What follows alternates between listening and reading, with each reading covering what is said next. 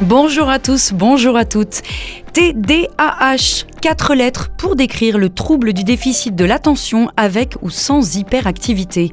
Un trouble qui souffre encore de préjugés ou d'idées reçues, souvent associé aux enfants agités ou aux adultes impatients. Quels sont les symptômes repérables de ce trouble qui touche 5% des Français ? Comment est-il diagnostiqué ? À quoi ressemble la vie d'un enfant et d'un adulte TDAH et de son entourage ? Quels accompagnements ? Faut-il toujours un traitement ? Des questions que l'on va aborder avec nos invités.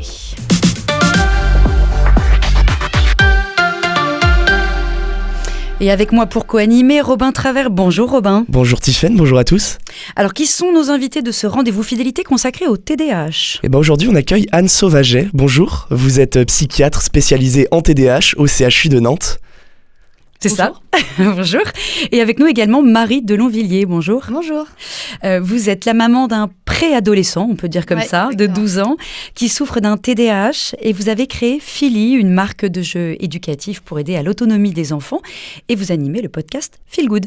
Parfait. Merci à vous d'être au micro de Radio Fidélité. On va pouvoir comprendre ce qu'est le TDAH, quelle réalité ces 4 lettres recouvrent, le symptôme de ce trouble, comment est-il diagnostiqué chez l'adulte et chez l'enfant, et puis on se penchera sur leur inclusion dans la société et les solutions qui existent aujourd'hui pour vivre avec ce trouble. Pour commencer, Marie Delonvilliers, votre fils, je l'ai dit, a aujourd'hui 12 ans, il est atteint d'un TDAH. De quelle manière les choses se sont passées ? Comment est-ce que vous avez repéré l'hyperactivité de votre fils ? Alors, c'est à l'école. Quand il était en maternelle, en fait, la maîtresse de moyenne section nous convoquait régulièrement et venait à chaque fois me voir dans la cour de récré quand j'allais le chercher pour me dire que il n'arrivait pas à se concentrer, à focaliser son attention, qu'il regardait tout le temps par la fenêtre, s'il y avait un papillon ou un enfant qui faisait quelque chose. En fait, dès qu'il y avait un sujet à capter son attention partait. Et donc, il fallait tout le temps que la maîtresse et l'ATSEM, du coup, soient près de lui pour le recadrer, qu'il fallait en permanence... En fait, maintenant, il était carrément mis au bureau de l'enseignant pour vraiment être un peu mis à part pour ne pas justement être perturbé. Et comment ça s'est passé après ? Parce qu'une enseignante vous alerte, ce qui est une bonne chose, parce qu'elle aurait pu ne pas finalement alerter et se dire qu'il était juste rêveur. Qu'est-ce qui s'est passé après pour que finalement vous en arriviez à ce diagnostic ? Alors, j'en ai parlé à son pédiatre. Voilà, il s'est rien dit de spécial. Il est passé en grande section. Là, ça a été... la maîtresse a été... disait la même chose et m'a dit à la fin que ça demandait peut-être en CP, comme il n'y a plus d'ATSEM, qui est une aide scolaire, donc une AESH, pour l'aider. Donc là, je vous avoue que je ne m'attendais pas non plus à ce que le trouble... Enfin, à l'époque, je ne savais pas que c'était un trouble, qu'il avait un trouble plutôt, mais je ne pensais pas que c'était si handicapant pour lui dans sa scolarité. Mmh. Et donc là, j'en ai reparlé au pédiatre et je me suis rendu compte de toute façon qu'on ne pouvait pas diagnostiquer un enfant, enfin en tout cas c'est ce qu'on m'a dit, avant l'âge de 7 ans, parce qu'on pouvait avoir aussi une immaturité du cerveau et que ça pouvait, entre guillemets, se régler tout seul. En CP, il y avait les mêmes difficultés. Et là, du coup, j'ai pris rendez-vous pour faire un bilan chez une neuropsy. Et c'est le bilan de la neuropsy qui a, en fait, tout montré, en fait, justement, ce trouble qu'il pouvait avoir et qui m'a, entre guillemets, qui nous a expliqué comment fallait procéder, ce qu'il fallait mettre en place pour pouvoir l'aider dans son quotidien et surtout à l'école, parce que à l'école, c'était vraiment handicapant pour lui et pour que la maîtresse, en fait, reconnaisse aussi le trouble, il fallait qu'il y ait des aménagements qui soient faits spécifiques pour lui, pour l'aider dans sa scolarité. Oui, l'école, c'est le lieu problématique. On y reviendra justement en dernière partie d'émission. Mais finalement, pour avoir ce rendez-vous avec une neurologue, vous avez dû batailler ou... C'est pas une neurologue, c'est une neuropsy. Je ne sais pas exactement quels sont les... On demandera à Marie Sauvaget. Mais c'est vous qui avez... Comment ça s'est passé ? Il y a forcément votre généraliste qui vous envoie ? Non. Alors là, ça n'a rien à voir. En fait, c'est hors... Il n'y a hors pas circuit. besoin d'avoir une ordonnance pour aller voir ce genre de praticien. C'est nous, parents, d'appeler et de prendre rendez-vous et de faire en sorte d'avoir un rendez-vous rapidement, parce que généralement, il faut que ça soit assez rapide. Et comme il y a beaucoup de demandes et peu de place, faut lutter. Mais justement, on entend votre témoignage, on parle de ce fameux TDAH, mais Anne Sauvagès, c'est quoi au final le TDAH ? Est-ce que c'est pas seulement un excès d'activité, de turbulence visible ? Alors le TDAH, donc comme son nom l'indique, ça veut dire trouble déficit de l'attention avec ou sans hyperactivité. Donc il s'agit d'un trouble qui associe différents symptômes. Donc des premiers symptômes que vous avez très bien décrits de trouble de l'attention, c'est-à-dire on est un petit peu dispersé, on est très distractible, on n'arrive pas à soutenir son attention sur une tâche de lecture ou faire une recette de cuisine ou sur la conduite par exemple pendant suffisamment longtemps. On est facilement étourdi, ça c'est 2 exemples de symptômes. Ensuite il y a des symptômes d'hyperactivité, c'est-à-dire on a toujours la bougeotte, on ne peut pas tenir en place, il faut toujours qu'on ait les mains occupées ou les jambes qui s'agitent. Et puis on a aussi tout ce qu'on appelle l'impulsivité, c'est-à-dire on va couper la parole, on va avoir du mal à attendre dans une file d'attente. Donc l'expression va dépendre si on a un enfant, un ado ou un adulte. Et on a souvent aussi ce qu'on oublie, parce que ça ne figure pas dans le trouble, c'est des problèmes de dysrégulation émotionnelle, c'est-à-dire du mal à réguler ses émotions. Donc on va se fâcher facilement, on va être facilement irritable. De la même façon, on va être assez rapide à exprimer ses émotions sans qu'il y ait vraiment de filtre. Donc c'est des symptômes qu'on peut avoir du mal à bien cibler parce que un enfant joyeux, un peu turbulent, ça peut arriver et ça ne veut pas forcément dire qu'il a un trouble. Est-ce que ces symptômes, c'est des symptômes qu'on retrouve chez tous les cas de TDAH ou alors ça peut différer en fonction des patients, alors, j'ai envie de dire, même si c'est pas le terme? Voilà, tout à fait. C'est bien une des problématiques qu'on a en médecine, c'est qu'il y a ce qu'on décrit dans les classifications ou de façon générale, mais après, chaque personne est complètement différente. Et par exemple, chez les uns, ça va se manifester plus par des troubles de l'attention, pas forcément beaucoup de turbulence. Chez d'autres, ça va être surtout la turbulence, l'impulsivité, l'hyperactivité qui va être en premier lieu, ce qui fait que les troubles de l'attention, ils vont pas forcément être au premier plan alors qu'ils peuvent exister. Chez d'autres, ça va être plutôt des crises de colère, se rouler par terre, être, comme on dit, être très impatient. Donc, selon les enfants, les adolescents, les adultes ou même les plus vieux, l'expression clinique, c'est-à-dire la façon dont ça s'exprime, peut être très très variable. D'où l'une des difficultés d'y penser et de recourir à une aide médicale ou paramédicale pour essayer d'avancer, pour comprendre ce qui se passe. Pourquoi est-ce qu'on parle de troubles et non de maladies ? Alors ça, c'est une façon de considérer les classifications, c'est-à-dire on va parler de troubles à partir du moment où il y a un retentissement, c'est-à-dire que quelqu'un peut avoir quelques symptômes d'inattention, quelques symptômes d'hyperactivité, mais à partir du moment où il n'y a pas forcément de retentissement fonctionnel, c'est-à-dire des difficultés scolaires, des difficultés à la maison, des difficultés dans le milieu amical ou professionnel, on ne va pas forcément dire que c'est un trouble. On va dire qu'il y a certains symptômes, mais ils ne sont pas gênants au quotidien. Et on va commencer à parler de troubles, voire de maladies, mais au final, ça revient un petit peu au même. C'est-à-dire qu'on va quand même s'occuper de quelqu'un qui souffre ou dont l'entourage remarque qu'il y a des difficultés et un retentissement qui est gênant au quotidien, qui peut entraîner un handicap de différentes sortes. Et c'est à ce moment-là que c'est important de rentrer dans le domaine de la santé et se dire qu'est-ce qui se passe et est-ce qu'on peut faire un diagnostic. Donc au final, les mots ne sont pas si importants que ça. L'important, c'est de repérer qu'un enfant, un adolescent, un adulte est en souffrance ou un retentissement, à se dire qu'est-ce qui se passe et qu'on ait toute une démarche bien rigoureuse pour se dire voilà, c'est peut-être un TDAH, c'est peut-être une dépression, il y a peut-être d'autres troubles associés. En fait, finalement, à quel moment on peut se poser la question d'un TDAH? Quels signes peuvent alerter? Si on a un enfant qui est rêveur ou qui a du mal à fixer son attention, est-ce que c'est forcément un TDAH ou est-ce qu'il faut vraiment s'inquiéter? À quel moment on se dit, là, il faut que j'aille faire poser un diagnostic? Alors en tout cas, faire une démarche diagnostique, parce que des fois on fait une démarche et puis ça aboutit pas forcément à ce diagnostic-là. Ça peut être un trouble des apprentissages, de la dyslexie, de la dyscalculie. Donc on va vraiment se poser des questions quand il y a une inquiétude, en premier lieu par exemple des parents, de la famille, famille, des proches, des aidants, aussi des professionnels de l'éducation ou des professeurs. Ça peut être aussi une inquiétude du conjoint, de la conjointe plus pour les adultes, ou des amis qui vont dire « mais tu tiens pas en place, on peut jamais rien te dire, t'arrêtes pas de changer d'activité », ou ça peut être souvent un repérage des fois de l'extérieur plutôt que de la personne concernée. Et à force d'avoir des remarques, on se dit quand même, il doit se passer quelque chose, donc c'est là qu'on on suit, on va dire, la filière un peu habituelle, on consulte d'abord son médecin traitant. Si c'est un enfant, on demande l'avis au pédiatre, et si on est un adulte, ça va être un psychiatre ou un neuropsychologue, si c'est la voie qui est des fois prise, parce que très clairement aujourd'hui, il y a des difficultés d'accès à des consultations, du fait du part, alors il y a plusieurs explications, c'est du part de problèmes de démographie médicale, voilà, il y a beaucoup de psychiatres qui partent en retraite, des médecins traitants aussi, et le temps d'en former des nouveaux, faut plusieurs années. Et puis il y a aussi, c'est que depuis, on va dire, une petite dizaine d'années, c'est un trouble qu'on connaît beaucoup mieux. Il y a des associations de familles, de patients qui se manifestent.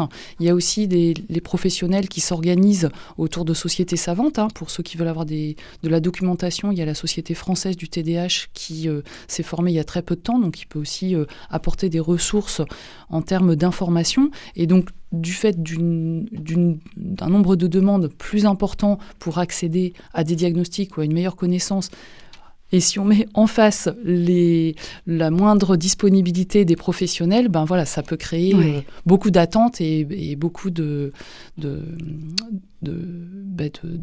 désarroi. Ça a été long pour vous, justement, Marie de Longvilliers, pour obtenir un rendez-vous et trouver le bon professionnel? Ouais, ça a mis 6 mois pour trouver... donc moi, j'ai commencé par... donc mon pédiatre m'a dit qu'il y avait une neuropédiatre à Nantes. Donc j'ai pris rendez-vous et ça m'a pris 6 mois pour avoir rendez-vous avec elle. Et en fait, c'est elle qui m'a après orientée vers une neuropsy pour pouvoir faire un bilan. Parce que les neuropédiatres ne font pas les bilans. Et comment ça se passe justement ce bilan? Parce que là on a repéré tous ces signes chez notre enfant qui pourraient montrer qu'il aurait un TDAH plutôt. Comment est-ce qu'après on fait? Comment est-ce que le bilan est posé? Alors, déjà, c'est important de dire que c'est la consultation médicale qui va poser le diagnostic, c'est-à-dire on recueille, c'est un diagnostic clinique, donc il n'y a pas de prise de sang, il n'y a pas d'examen avec des scanners, des IRM, bien que ça peut être indiqué si on recherche d'autres maladies ou d'autres troubles associés. Donc on va poser des questions sur comment ça se passe à l'école, comment ça se passe à la maison, regarder s'il y a eu des problèmes de santé avant, on va évaluer le retentissement, voilà, est-ce qu'il y a des problèmes à l'école, au collège, pendant les études ou au travail, ou à la maison avec la famille. Et puis, à partir de l'examen clinique aussi qu'on fait avec le patient, on voit s'il a la bougeotte, on voit s'il nous coupe un peu la parole, on voit s'il est un peu distrait, ça peut se voir aussi pendant le temps de la consultation. On s'aide aussi d'échelles complémentaires pour essayer d'être le plus précis possible. Voilà, est-ce qu'il y a surtout de la distraction? Est-ce qu'il y a surtout de l'impulsivité ou des problèmes pour réguler les émotions? On évalue aussi avec le patient, lui, ce qui le gêne au quotidien. Voilà, est-ce que c'est le fait d'avoir du mal à suivre à l'école? Est-ce que c'est le fait qu'il y a des tensions toujours à la maison avec la famille? Voilà, on essaye de voir ce qui est le plus important pour lui. Et une fois qu'on a fait ça, donc c'est des consultations qui peuvent être assez longues parce que ça demande beaucoup de précision, eh bien on va demander des bilans complémentaires, donc par exemple près d'un neuropsychologue. Donc le neuropsychologue, c'est un psychologue qui a fait une spécialisation en neuropsychologie, c'est-à-dire vraiment pour faire une évaluation des fonctions cognitives, des fonctions exécutives, des fonctions intellectuelles. Donc il va faire des tests, par exemple, pour évaluer comment s'organise la mémoire, comment le patient ou l'enfant, l'adolescent, l'adulte s'organise au quotidien, comment il structure ses idées, pour essayer d'être encore plus précis dans le retentissement de ces troubles. Et après, pour pouvoir proposer des pistes de prise en charge, des pistes d'intervention qui soient personnalisées, parce que pour 2 enfants, 2 ados qui auraient le même diagnostic, eh bien, les interventions ne vont pas forcément être les mêmes. S'il y en a un qui est plus hyperactif, l'autre plus des troubles de l'attention. Oui, parce qu'on peut être TDA sans H. Donc c'est quand même assez particulier. Il y a toujours un petit peu d'hyperactivité, c'est-à-dire qu'il y a des tableaux où il va y avoir plus de troubles de l'attention, donc je vais être plus dans la lune, mais il y aura toujours des petits signes d'hyperactivité. Tout ça, c'est une question de... Mais l'hyperactivité, elle est forcément physique ou elle peut être dans le cerveau? Elle peut être aussi mentale, c'est-à-dire que les patients décrivent des pensées qui se succèdent les unes après les autres de façon très rapide. Ils n'arrivent pas à diminuer leurs pensées, ce qui peut occasionner par exemple des difficultés à s'endormir le soir, à se poser tout simplement, à profiter d'un moment de détente. C'est pas qu'une hyperactivité qui se voit forcément corporellement. Mais moi, quand j'ai eu le diagnostic pour mon fils, j'étais très étonnée justement de l'hyperactivité, parce que pour moi, c'était un garçon très calme, justement, qui lisait, qui arrivait bien à se poser. Mais en fait, j'ai compris que l'hyperactivité, alors je ne sais pas si c'est parce que c'est un terme qui est galvaudé ou pas, mais c'est vrai qu'il était toujours avec un pied sous lui, toujours en fait, son corps est toujours en mouvement. Mais c'est pas un enfant qui va courir, faire 3 fois le cours de la récré en courant sans s'arrêter. En fait, c'est pas l'hyperactivité, je trouve, à laquelle on peut penser quand on pense à hyperactivité. Tout à fait. C'est pour ça qu'un enfant qui va courir beaucoup, qui va sauter, qui va grimper aux arbres, c'est pas parce qu'il est très actif ou hyperactif qui souffre forcément d'un trouble TDAH. Voilà. Disons que c'est ça qui est un petit peu particulier dans le monde de la psychologie et de la psychiatrie, c'est qu'il y a souvent des termes qui ont une signification au niveau médical, mais qu'on va utiliser dans le langage courant, qui peut des fois prêter un peu à confusion et qu'il faut du coup réexpliquer bien en consultation. Comme je peux être distraite, par exemple, mais être distraite peut faire partie de ma personnalité ou de la façon dont je fonctionne. Ça ne fait pas forcément de moi quelqu'un qui a un TDAH. Et justement, vous avez utilisé le mot galvaudé. C'est vrai qu'on en entend de plus en plus parler, et on entend les 10, enfin, toutes ces les troubles, alors les troubles du sommeil, les troubles de l'opposition, toutes ces neuroatypies. Enfin, ça fait partie de la famille des neuroatypies, et on a tendance parfois à dire c'est un effet de mode. Vous répondez quoi quand vous entendez ça, Anne Sauvaget ? Alors, j'ai envie de dire, faut se méfier des effets de mode. En fait, ce qui est très important, c'est de se dire, si on repère pour soi-même ou pour quelqu'un de son entourage, qu'il y a quelque chose qui a l'air de pas marcher comme il faut, qu'on est décalé, surtout qu'on souffre de quelque chose, qu'il y a un retentissement, c'est tout à fait légitime, de se poser la question. Comme si j'ai une douleur dans la poitrine, je vais me dire qu'est-ce qui se passe, je vais chercher à avoir une réponse. C'est tout à fait normal. Bon, là, on va dire, on est dans le domaine de l'émotionnel, de la psychologie du comportement. C'est tout à fait normal de se dire, je vois qu'il y a un petit truc qui cloche, j'aimerais trouver une réponse.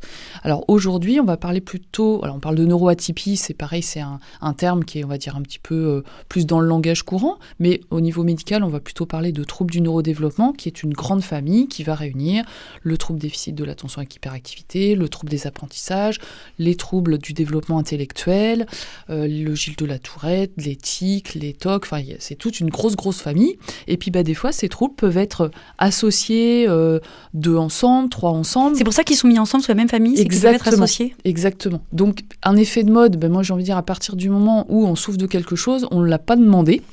Ça fait plaisir à personne de souffrir de quelque chose, puis surtout d'être un peu montré du doigt si on est montré comme quelqu'un qui perturbe la classe, qui s'intègre pas bien dans un groupe social. Ça fait plaisir à personne, ça a plutôt tendance à favoriser une mauvaise estime de soi, aussi la dépression. Donc moi j'ai envie de dire, si on souffre de quelque chose, c'est tout à fait légitime, et il faut encourager à consulter, des fois aussi pour être rassuré, parce qu'il y a des fois des gens qui viennent à une consultation parce qu'ils ont un doute, puis en fait tout a l'air finalement pas si problématique que ça, et c'est bien de consulter pour repartir rassuré, et puis aussi éventuellement avoir un diagnostic si on souffre d'un trouble. Ça vous fait quoi, Marie de Longvilliers, quand vous entendez effet de mode Pour moi, les personnes qui disent que c'est un effet de mode, c'est des personnes qui n'ont pas d'enfants atypiques, ou qui ne sont pas eux-mêmes atypiques. Pour moi, je trouve ça hyper important. Je trouve quand on a un doute, en tout cas en tant que parent, enfin moi je parle pas en tant qu'adulte, mais vraiment en tant que maman qui a un enfant atypique, d'aller pouvoir faire ces bilans, parce que on peut se sentir un peu seul, on peut penser que on élève mal notre enfant, c'est aussi un peu ce qu'on nous dit, qu'on fait mal, que je sais pas, qu'il y a un truc qui va pas et que c'est forcément de notre faute. Et en fait, le fait de poser un diagnostic, déjà ça permet de vraiment de lâcher beaucoup de pression et de se dire ok, donc en fait mon enfant elle va avoir besoin d'adaptation. Mon enfant n'est pas en opposition forcément avec moi. En fait, il y peut rien. Donc, comment moi, en tant qu'adulte, je vais pouvoir l'aider le mieux possible pour pouvoir l'aider au quotidien, pour pouvoir l'aider à l'école et pour pouvoir le soutenir. Et je pense que c'est vraiment important. Et alors, le problème aussi, c'est que ça coûte quand même assez cher, ces bilans, que c'est pas remboursé. Mais que si on peut le faire, vraiment de le faire, parce que c'est une aide pour l'enfant et pour la famille. Alors je le rappelle qu'on s'intéresse au TDAH dans le rendez-vous fidélité, le trouble de déficit de l'attention avec ou sans hyperactivité, dont on entend de plus en plus parler et qui pâtit encore de nombreux préjugés. Noah a été diagnostiqué récemment et tardivement, il a 25 ans et il est TDAH, il a accepté de témoigner pour nous, on l'écoute. Il faut savoir que j'ai toujours, même enfant, j'ai eu des difficultés d'apprentissage, d'organisation dans ma vie de tous les jours, dans mes relations, etc. Mais j'ai commencé vraiment à me questionner sur le TDAH que après le lycée, et ça fait suite en fait à un rendez-vous avec une psychologue qui faisait des tests pour voir si t'étais HPI. C'est ça en fait qui m'a mené par la suite à tomber sur le terme de TDAH et à faire mes recherches plus approfondies sur ce terme. Et c'est là que j'ai vu que ça a commencé à cocher beaucoup de cases. Anne Sauvager, je rappelle que vous êtes psychiatre. Il y a des spécificités pour le diagnostic chez l'adulte en TDAH ? Alors oui, en effet, on va dire que chez l'enfant, il a vécu moins longtemps, donc il a eu moins le temps d'accumuler, on va dire, des troubles associés. C'est une des difficultés aussi du TDAH, encore plus à l'âge adulte, c'est que très souvent, ça va être associé avec des conséquences, des complications, comme par exemple des troubles de l'humeur de type dépression. Il y a des fois des liens très étroits avec le trouble bipolaire. Il peut y avoir des fois des erreurs, en tout cas des pièges diagnostiques. Il peut y avoir aussi beaucoup de troubles addictifs, par exemple des consommations de substances, des addictions au jeu, au sport, des troubles des comportements alimentaires. Il peut y avoir aussi des conduites à risque, par exemple conduire très vite sur la route, donc on peut avoir plus de suraccidents. On peut avoir aussi plus de conduites suicidaires, des troubles anxieux. Donc on peut arriver à l'âge adulte en ayant gardé juste entre guillemets le TDAH, mais on peut arriver à l'âge adulte pour une dépression, et c'est parce que on va s'intéresser à ce qui s'est passé depuis qu'on est tout petit. On va dire, là oui, vous avez sûrement une dépression, mais franchement, à vous écouter, tout ce que vous décrivez, moi je pense qu'il y a sûrement un TDAH et il va falloir qu'on s'en occupe aussi.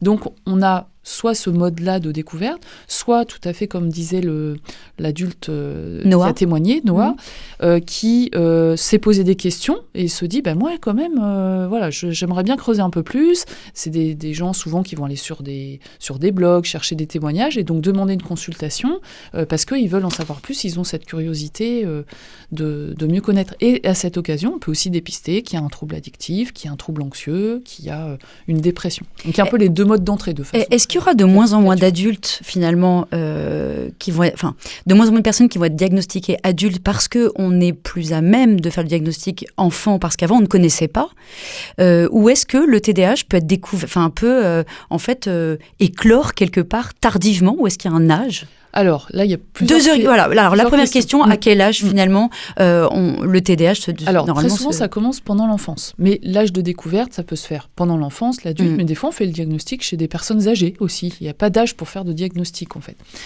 Ensuite, il y a des formes de TDAH qui ont l'air de s'améliorer, en tout cas de s'amoindrir un peu à l'arrivée de l'âge adulte, parce que le cerveau, il n'arrête pas justement de maturer, 25 ans, 30 ans, on sait que maintenant, il est toujours en remaniement, même jusqu'à ce qu'on meure. Et puis, par contre, il y a des formes, alors c'est assez difficile des fois de connaître les causes et les explications, mais des formes qui pourraient se révéler un petit peu plus tard à l'âge adulte, alors que chez l'enfant, finalement, il n'y avait pas forcément de soucis relevés. Bon, ça, c'est des formes un peu plus rares.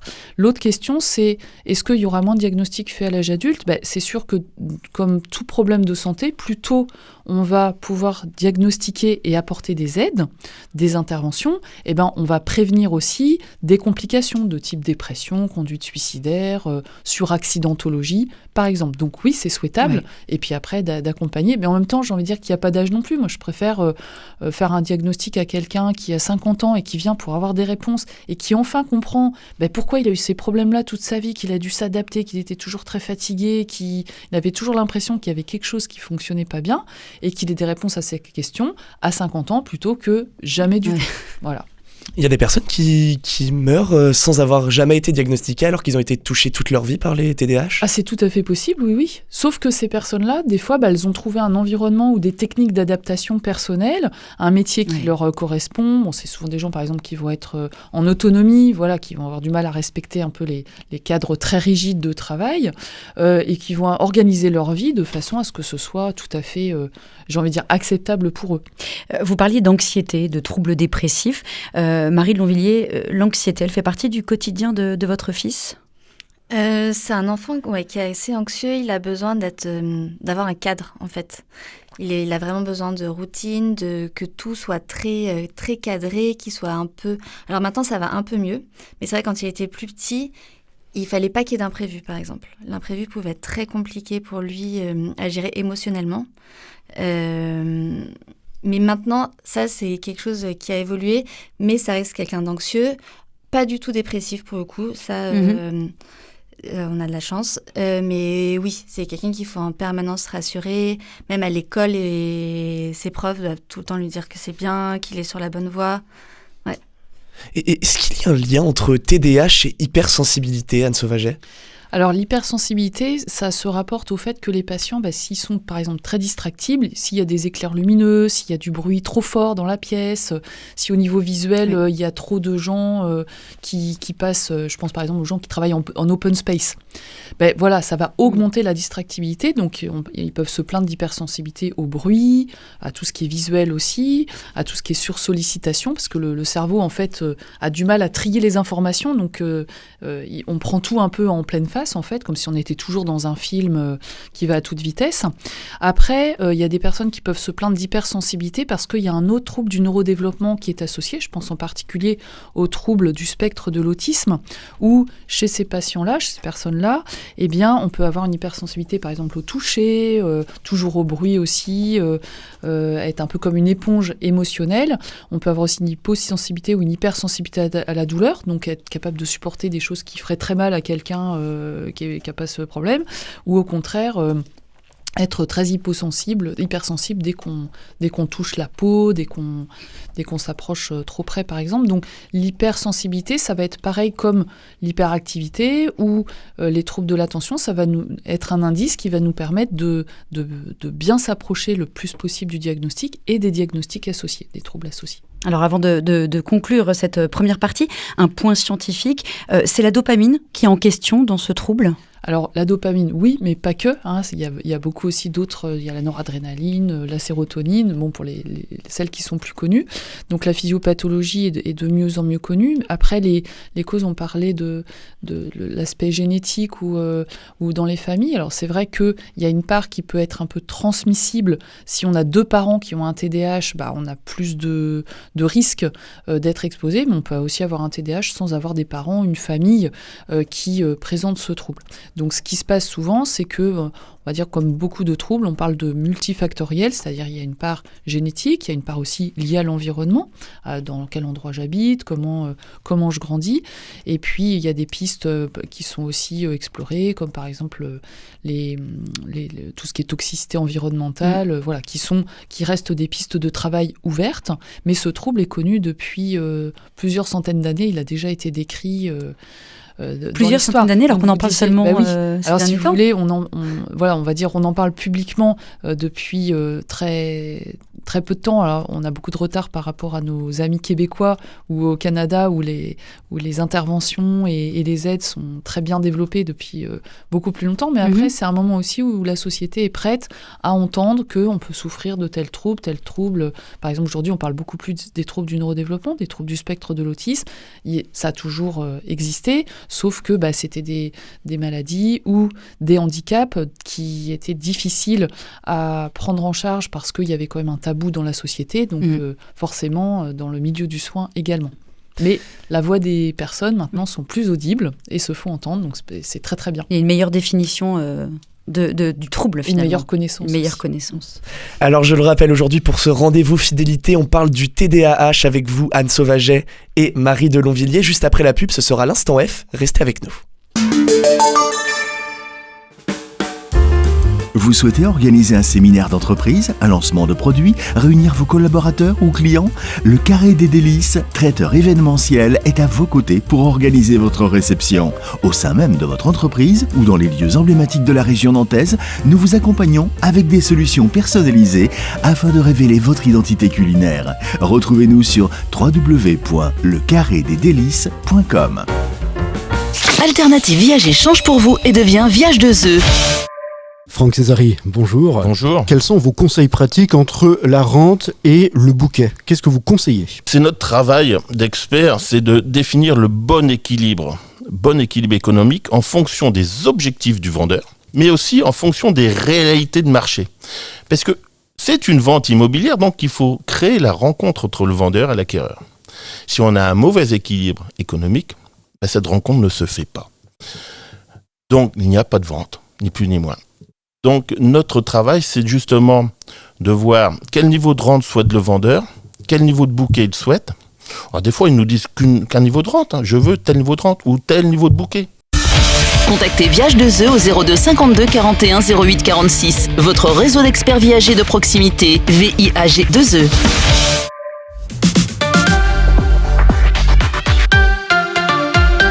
On parle du TDAH dans le rendez-vous fidélité avec vous, Anne Sauvager. Vous êtes psychiatre spécialisée dans les TDAH au CHU de Nantes et avec vous également Marie de Longvilliers.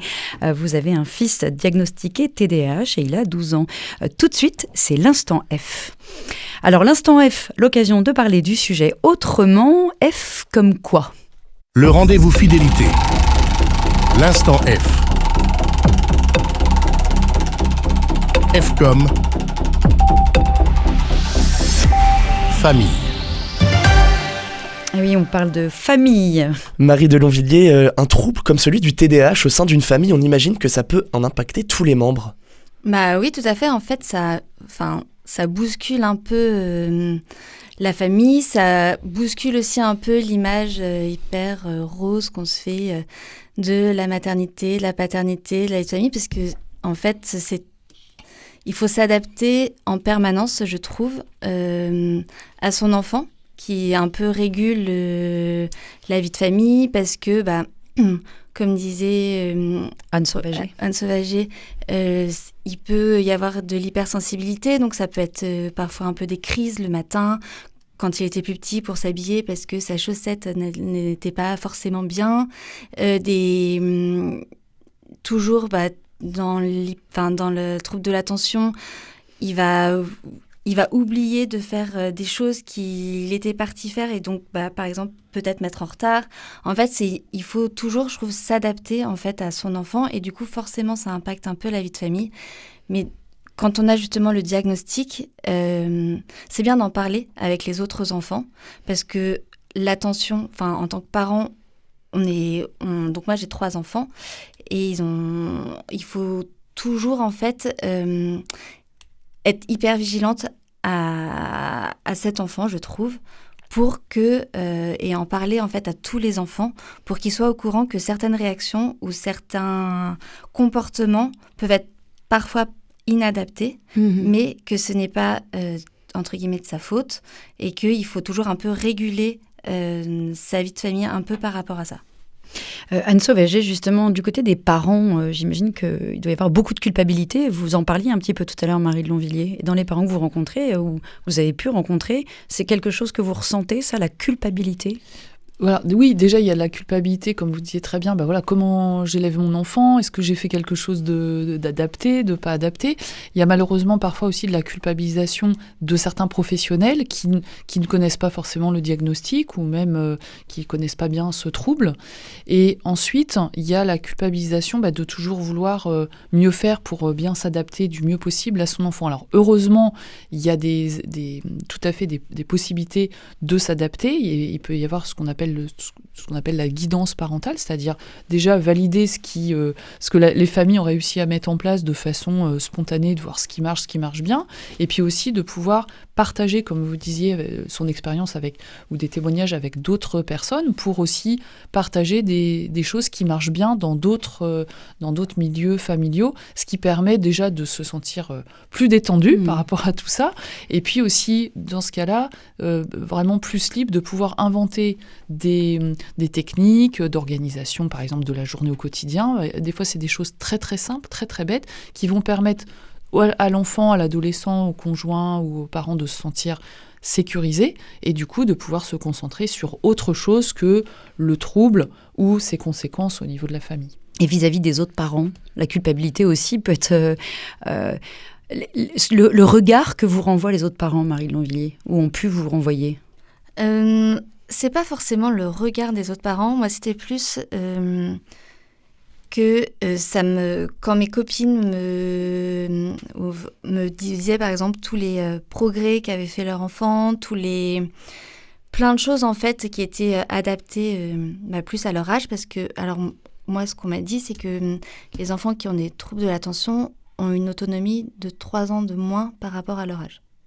Je sais pas si c'est vraiment certifié ou pas, mais en tout cas, moi, dans mon quotidien, dans le quotidien de mon enfant, je me rends compte que il a vraiment besoin d'être guidé encore sur des tâches un peu de la vie quotidienne et que, effectivement, son autonomie est un petit peu moins la même qu'un enfant de son âge. Et du coup, c'était plus par rapport à ça, c'était de se dire, ah ouais, toi, toi, tu peux faire ça, ou ton enfant sait faire ça, moi, je sais même pas s'ils sont capables de le faire un jour, en fait. Et du coup, c'est plus en tant qu'adulte, en tant que parent, où c'est un peu dur. Voilà.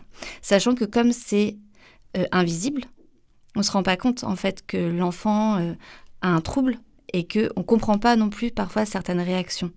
Parce qu'on ne se le dit pas tout le temps. Et c'est plus ça je trouve qui est difficile. F comme famille, mais aussi F comme force au final. On parle beaucoup des fragilités des personnes vivant avec un TDAH, mais cela peut aussi devenir une force, Marie de Longvilliers ? Ouais, alors c'est vrai que je trouve que c'est un enfant qui a développé des capacités assez extraordinaires et en plus niveau scolaire aussi. Ces enseignants disent que c'est un enfant qui est très volontaire, qui va toujours essayer de comprendre, de toujours trouver des techniques pour y arriver, qui veut vraiment y arriver. Il a une force en lui qui est assez incroyable parce que en fait, on se rend pas compte, mais tous ces enfants-là, c'est des enfants qui pas se battent. Enfin, se battre, c'est peut-être un mot un peu dur, mais en fait, qui veulent y arriver et qui se donnent beaucoup plus des moyens qu'un autre enfant pour y arriver, parce que pour lui, c'est beaucoup plus difficile, en fait, et qu'il doit tout le temps s'adapter en permanence dans sa tête, contrairement à d'autres enfants pour qui c'est plus facile. Donc oui, je pense qu'il a une volonté, une capacité à essayer toujours de se créer des petites stratégies que d'autres enfants n'ont pas forcément, parce qu'ils n'en ont pas eu l'occasion. Anne Sauvager, les personnes qui sont diagnostiquées TDAH, ou pas diagnostiquées d'ailleurs, ils ont une force en eux parce qu'ils sont obligés de développer des stratégies, finalement. J'ai envie de dire, comme toute personne qui peut avoir des difficultés, pour pouvoir s'en sortir, on va inventer des manières personnelles, on va des fois recopier des choses qui se font bien à côté, on va être obligé d'être créatif quelque part. Et donc ça, c'est des choses qui vont se mettre en place avant même le diagnostic, et le diagnostic et les interventions, notamment avec le neuropsychologue, l'orthophoniste, enfin tous les professionnels qui peuvent être impliqués en termes d'aide, ça va être là pour renforcer toutes ces ressources personnelles, tous ces aspects positifs, et aider aussi à en trouver d'autres peut-être plus rapidement. Voilà, peut-être que j'aurais mis 10 ans à trouver quelque chose, si là je peux mettre juste quelques mois et du coup être moins fatiguée, parce que c'est très fatigant ce trouble, on est souvent associé à des douleurs chroniques, des troubles du sommeil, et bien sûr qu'il y a beaucoup de force. Et le fait aussi de savoir que c'est pas de ma faute, c'est pas la faute de mes parents, c'est pas la faute de mon éducation, c'est parce que je suis née comme ça, et peut-être j'ai eu des difficultés aussi de respiration à la naissance, des fois il y a une grossesse un peu compliquée, ça peut être aussi des causes qui sont incriminées, et bien c'est des choses qu'on peut, on peut quand même s'en sortir, et il y a plein d'aides qui existent, heureusement. Justement, on va parler de ces aides. Plus concrètement, quel accompagnement, quel traitement aussi sont aujourd'hui proposés? À quoi ressemble la vie sociale des enfants à l'école ou au travail pour les adultes? On en parle juste après une petite pause musicale. Hey, ma'am, it's not gonna work. It has nothing to do with you. I'm sorry. It's me. The thing is, I'm picky. I'm picky. And all the girls, I drive him crazy. I drive him crazy cause I'm sexy. They call me sexy cause I'm hot. Catch my note. Don't you know I am so hot cause I am picky. And everything is in the like on me into your thing. Make you scream my name. Honey, honey, hold, that's the goal. Make you wonder why I'm cold and distant. I'm cold and distant, yes I am. I'm big, cause I'm all alone. You know that it's crazy, yes it's crazy now. I'm big, cause I'm all alone. And baby I'm alone, cause I'm a biggie one. I got a lot of girls waiting for me not to call. Another Sunday morning on my own. Maybe I'm too good for you.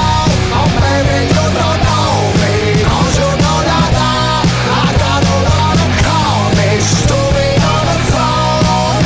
Good look at you and I could get along.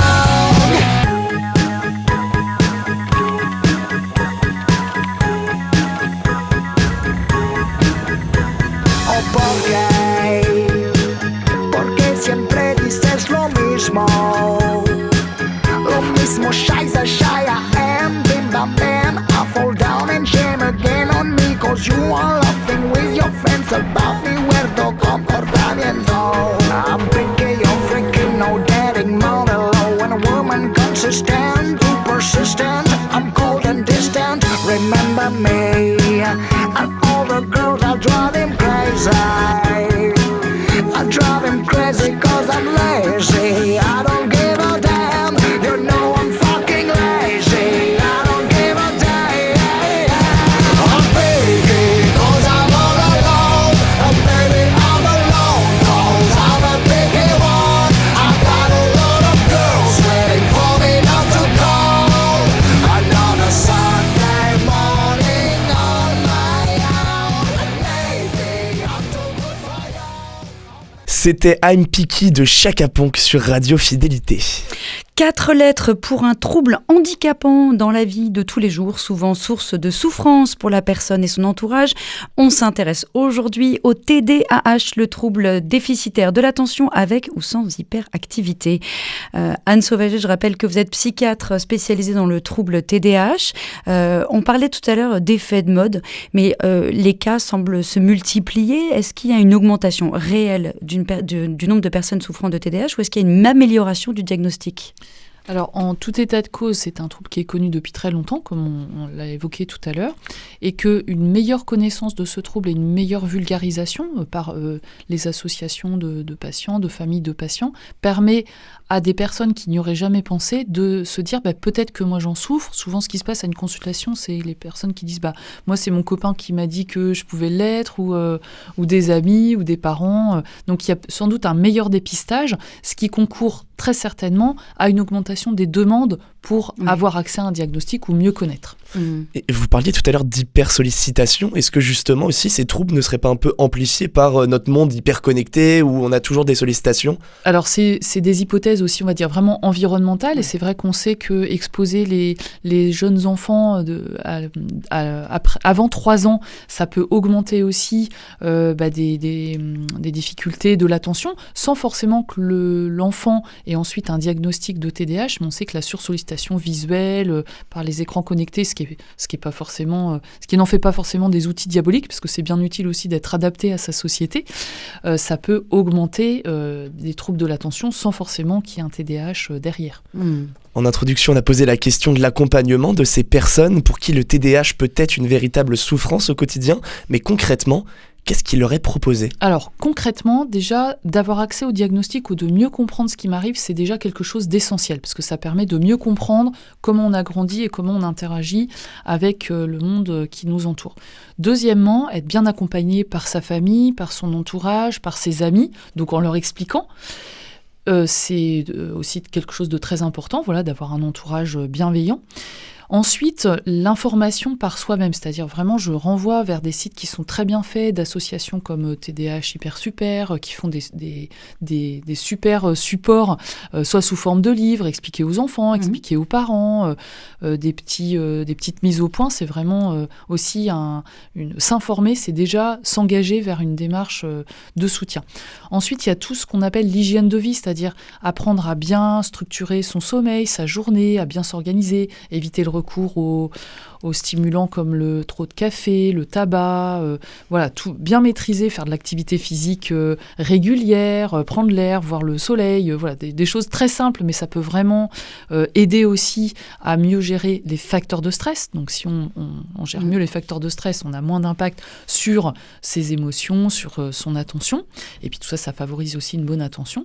Apprendre à tout ce qu'on appelle les prises en charge psychothérapeutique ou de remédiation cognitive, donc auprès d'un neuropsychologue ou auprès d'un psychologue qui fait de la thérapie cognitive ou comportementale et qui va vraiment aider de façon très personnalisée à comprendre comment organiser la journée et aider à trouver des petits trucs et astuces, des choses très très pratiques pour améliorer ce qui a déjà été trouvé par l'enfant, l'adolescent, l'adulte et sa famille, son entourage, mais aussi donner des petits tips, des petits conseils supplémentaires.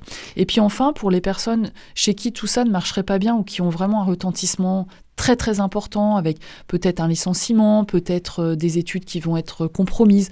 Le recours au traitement médicamenteux peut être d'une très très grande aide. Bon, ça, c'est sur indication évidemment médicale, et comme tout médicament, que ce soit pour le diabète, pour l'hypertension artérielle ou pour des problèmes de peau, eh bien, on va regarder s'il y a des contre-indications, d'abord, à ce traitement médicamenteux.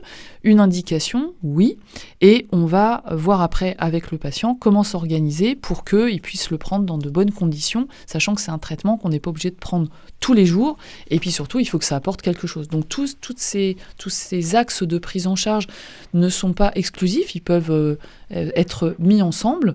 Et puis deuxièmement, à certains moments, on va commencer par une technique psychothérapeutique. Ça peut marcher, mais il va y avoir encore des symptômes qui vont continuer d'être gênants. Donc on peut avoir besoin d'un recours médicamenteux. Et chez d'autres patients, jamais il y aura eu besoin, jusqu'à un certain point, d'un traitement médicamenteux. Donc je pense que c'est important de rassurer. C'est-à-dire avoir une consultation, c'est pas forcément ressortir avec une ordonnance et devoir prendre un traitement toute sa vie. On a beaucoup de patients qui ont besoin, par exemple, d'un traitement médicamenteux sur quelques mois, sur 1 an, 2 ans, le temps des études, et puis après, quand n'ont plus besoin. Et à une autre période de la vie, parce qu'ils vont devenir parents, parce qu'ils vont avoir des grosses responsabilités, ils vont avoir à nouveau besoin d'un recours médicamenteux pendant quelques temps également. Donc c'est jamais quelque chose de linéaire, et à chaque fois, il faut que ça soit bien réévalué sur le plan médical pour regarder s'il y a des contre-indications et surtout une bonne tolérance, et puis si le traitement apporte quelque chose. Oui, justement, on va revenir, j'aurais une petite question sur le traitement, mais Marie de Longvilliers, comment il est accompagné, votre fils ? Je rappelle qu'il a 12 ans. Oui, donc aujourd'hui, il est moins accompagné. Il est suivi justement par une neuropsy et par une neuropédiatre. Et quand il était plus petit, il était suivi par une orthophoniste, une ergothérapeute, et aussi une psy de temps en temps, justement pour... comme c'est des enfants pour qui le quotidien peut être un peu compliqué, pour vérifier justement qu'il n'y ait pas de signes un peu de dépression ou de grosse déprime, et que... Voilà, pour faire un petit check que dans sa tête, il était bien. Mmh. Et pas de médicaments, hein. Alors, il l'a essayé. Il a été sous médicaments, sous Ritaline, pendant 6 mois, je dirais, mais ça marchait pas pour lui, et puis ça lui, il le supportait pas trop. Donc on a arrêté assez rapidement. Il y a une espèce d'a priori à donner de la Ritaline aux enfants.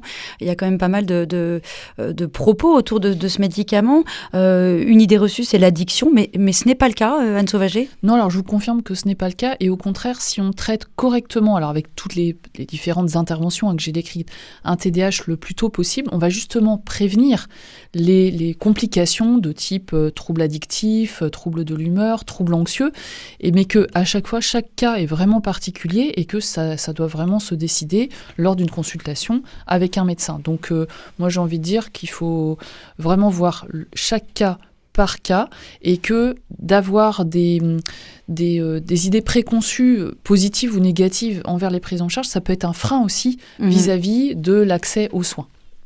On parle justement de ces traitements médicamenteux, on les donne pas constamment et pas à tout le monde. Pourquoi ?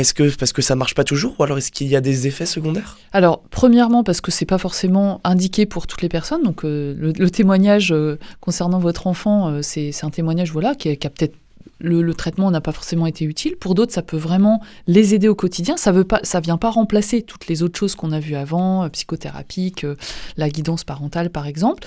Pour certains autres, effectivement, il peut y avoir des choses positives que ça leur apporte, mais il peut y avoir une mauvaise tolérance. Donc, dans ce cas-là, on pèse le pour et le contre. Oui. On va pas continuer un traitement s'il est mal toléré. Donc, on va être plutôt focus sur les autres aspects de prise en charge. Et puis, c'est un traitement... Voilà, c'est en ça que c'est un petit peu particulier. On n'est pas obligé de le prendre toute la vie, tous les jours. On peut le prendre, par exemple, pendant l'école ou pendant les études pour être bien concentré, mais pendant les vacances et pendant le week-end, ne pas le prendre du tout. Donc ça, c'est aussi une psychoéducation, de l'éducation thérapeutique à apporter en termes d'explication rationnelle pour que la personne qui doit en bénéficier comprenne bien le pour et le contre, et puis aussi choisisse en fonction. Voilà, nous, on ne va jamais imposer d'avoir ce traitement. On est là vraiment pour expliquer et pour donner le maximum d'informations possibles aux patients et à leur entourage. Alors, on a rencontré Titouan, qui est âgé de 14 ans. Comme beaucoup de collégiens TDAH, la vie scolaire n'est pas rose. Sa maman est obligée d'expliquer à chacun des professeurs la manière dont son fils fonctionne. Malgré cela, les remarques souvent le blessent. Au collège, j'ai plusieurs profs et il y en a certains qui comprennent, qui prennent en compte le TDAH. Et il y en a d'autres qui ne prennent pas en compte et qui ne font pas la différence avec d'autres élèves. Ceux qui comprennent, ils sont plus compréhensifs. Genre, par exemple, si je joue avec un stylo ou si je fais du bruit, ils vont pas forcément me rappeler à l'ordre. Alors que ceux qui font pas la différence, ils croient que je fais exprès et tout, que c'est exprès pour les embêter. Du coup, quand ils mettent des mots, ils disent il est insolent, il fait de la provocation et tout. Alors. La provocation, c'est quelque chose que les parents doivent souvent entendre avec les collégiens. Le système scolaire, est-ce qu'il n'est pas adapté, ou est-ce que les professeurs, finalement, qui doit expliquer aux professeurs ? Parce que les parents ont beau expliquer, ils sont pas des spécialistes. Comment ça peut se passer ? Comment on peut soutenir les parents là-dedans ? Je pense que vraiment l'information et puis aussi la formation est vraiment cruciale. On demande beaucoup à nos enseignants qui sont multisollicités pour de multiples choses, mais c'est vrai que s'ils peuvent avoir accès à de la formation, des plaquettes qui sont des fois très bien faites par les associations, ce qu'on retrouve sur des sites internet, et puis aussi il y a des actions de formation locales qui peuvent être organisées. Donc une meilleure connaissance, j'ai envie de dire que c'est comme toute chose, l'ignorance, ça mène souvent à des réactions de peur, des fois d'agressivité. Donc mieux on connaît un sujet, mieux on s'informe, et mieux on est à même d'accompagner dans évidemment le respect des prérogatives de chacun. Marie de Longvilliers, comment ça se passe pour vous à l'école ? Avec votre fils de 12 ans. Aujourd'hui, très bien. Il est dans un collège qui est spécialisé pour les enfants qui ont des troubles de l'apprentissage. Donc c'est très chouette d'avoir ça à Nantes parce que pour le coup, tous les professeurs sont formés, sont compréhensifs. Il y a des adaptations qui sont faites. Par exemple, ils sont déjà que 19 par classe, ce qui est énorme. Ce qui est pas justement pas énorme, mais ce qui est une grande chance plutôt pour les enfants. Ils travaillent par îlot, ils ont 1h30 de cours au lieu d'1 heure. Donc ça laisse justement aux enfants qui peuvent avoir des difficultés dans la mise en route ou pour qui justement l'esprit s'éparpille un peu rapidement, d'avoir le temps en fait après de se reconcentrer. Donc ça c'est très chouette, vraiment très très chouette. En revanche, voilà ce que disait Titouan tout à l'heure. ça n'a pas été facile toujours pour lui parce que il y a eu ses maîtres et maîtresses qui n'ont pas toujours compris en fait ce qu'il avait, pourquoi il était comme ça, et que en fait ça demandait trop de sollicitations pour l'enseignant de s'occuper de lui. Mais ça veut dire quoi ? C'est-à-dire que ces enfants-là, il faut les mettre dans des collèges spéciaux, des écoles spéciales, si c'est trop compliqué pour les profs, ou est-ce que c'est aux profs de s'adapter ?